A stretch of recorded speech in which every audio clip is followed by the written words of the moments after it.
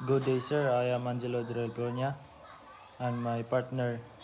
Joseph Libido Auxilius. And today we will explain and demonstrate how to transmit and receive distress signals using Morse light in accordance with Colregs Annex 4 and the International Code of Signals.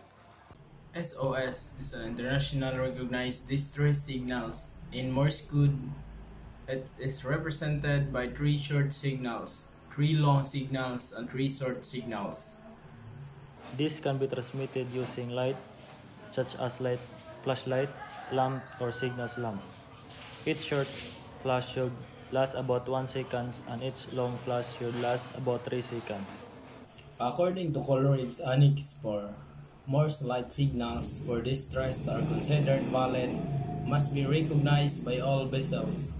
The International Code of Signals, or ICS, also confirms the universal meaning of SOS in Morse code. Now, we will demonstrate the SOS distress signals using a flashlight.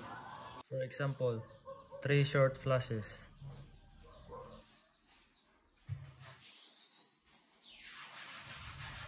And 3 long flashes.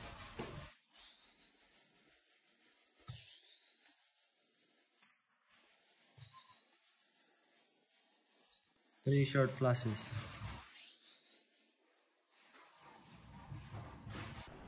That was the Morse light signals for SOS. It can be used during emergencies when the verbal communications is not possible, especially at sea.